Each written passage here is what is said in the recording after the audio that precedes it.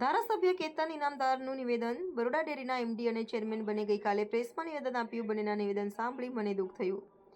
મૃતક સભાસદોના નામે દૂધ ભરાયું એ મંત્રીની ભૂલ છે, ગેરરીતિ નથી, આવું ડેરીના એમડી બોલ્યા. જિલ્લા રજિસ્ટ્રાર દ્વારા તપાસ થઈ રહી છે. પોલીસ તપાસનો રિપોર્ટ કલેક્ટર, ડેરીના ચેરમેન અને જિલ્લા રજિસ્ટ્રારને મોકલાયો. પોલીસ તપાસના રિપોર્ટમાં ગંભીર પ્રકારનો ગુનો કર્યો હોવાનું સામે આવ્યું. પોલીસે મંડળીના પ્રમુખ અને મંત્રી સામે ફરિયાદ દાખલ કરવા જિલ્લા રજિસ્ટ્રારને લખ્યો પત્ર. મેરા કુવામાં દૂધ મંડળીમાં લાખોનું કૌભાંડ થયું. આરબીઆઈના રૂલ્સમાં કોઈ ખાતાધારકના અધિકારી બીજા કોઈને આપી દેવા તેવું ક્યાંય નથી. 2 વર્ષમાં કેવાયસી કરવાનું હોય છે, પણ સેન્ટ્રલ કોઓપરેટિવ બેંક 10 વર્ષે કેવાયસી કરાવે છે. બરોડા ડેરી અને બરોડા સેન્ટ્રલ કોઓપરેટિવ બેંક એ કૌભાંડના એપિસેન્ટર છે. બરોડા ડેરીને લઈ અમે એક મંચ પર બેઠા હોય તો મને બતાવો, હું જાહેર જીવન છોડી દઈશ. અને અંદર એક વસ્તુ છે કે કોઈ પણ આ સંસ્થા એ બરોડા આ મંડળી છે એ બરોડા ડેરીનો એક મોટો ભાગ છે. બરોડા ડેરી આ મંડળીના દૂધ ભરતા સભાસદોને પૈસા નાણાં કોણ ચૂકવે છે? તો બરોડા ડેરી બનાવવા ચૂકવે છે. અને આ દૂધ કઈ ભરે છે? તો બરોડા ડેરીમાં ભરે છે. એટલે આ સીધો અને સીધો જ એ બરોડા ડેરીને કનેક્ટેડ આ કિસ્સો છે. અને એની અંદર જે પણ થતું હોય એનામાં જવાબદારીમાંથી કોઈથી છટકી ના શકાય. આ પ્રાથમિક તબક્કે બધા જ લોકો એની અંદર આવી રહ્યા છે. જો ઊંડાણમાં તપાસ થાય તો આ છેક છેડો એ લોકો સુધી પહોંચશે.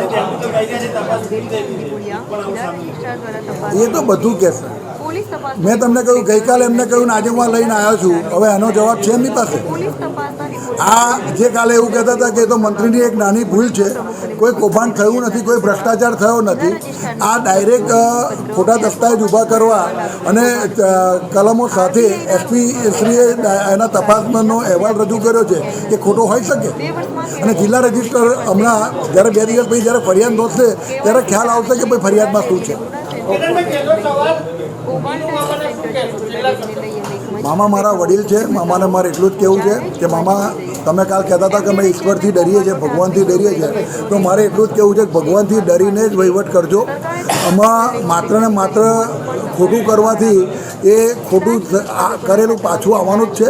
અને હું આજે એક વસ્તુ કહું, મારી અપેક્ષા નિયામક મંડળ અને એમડી સાથે એટલી હતી કે જ્યારે મેં મંડળીની તપાસ સોંપી અને મંડળીની તપાસ માટેની વાત કરી ત્યારે આ લોકોએ એવું કહેવું જોઈતું હતું કે આ મંડળીની તપાસમાં આ ખોટું બહાર આવ્યું છે અને અમે એક્શન લઈશું.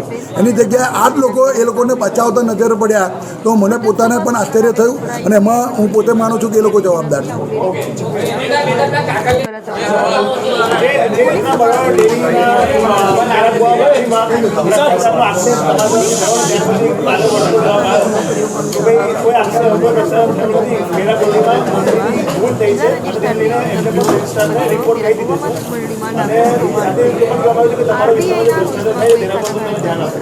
મારા વિસ્તારની વાત એની ચિંતા કોઈ ના કરે. હું આપને કહું છું, જ્યાં જ્યાં તમને કંઈ પણ ખોટું થતું દેખાતું હોય મારું ધ્યાન દોરજો. વટકે સાથ એ ખોટું બહાર લાવી અને જે પણ ખોટું કરનાર છે એને સજા કરાવવાની જવાબદારી અમારી છે.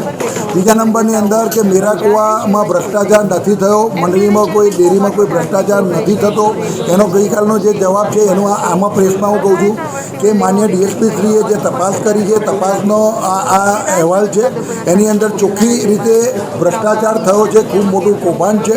અને એની અંદર કાયદેસરની ફોજદારી ગુનો દાખલ કરવા માટે જિલ્લા રજિસ્ટ્રારને લેખિતમાં સૂચના આપવામાં આવી છે. અત્યારે હાલના પ્રાથમિક તબક્કે પ્રમુખ, મંત્રી, સુપરવાઇઝર અને ઓડિટર આવે છે, પણ એની અંદર ઊંડાણમાં તપાસ કરતા બધા બહુ લોકો.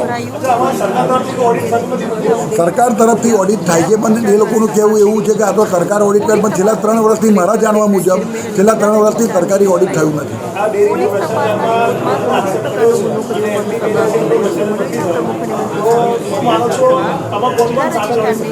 મેં શું કહ્યું કે એક મંડળીની જે તપાસમાં આટલું મોટું કૌભાંડ બહાર આવ્યું છે, હું એવું કહું છું કે બરોડા ડેરીની 700 થી 800 મંડળીઓ છે.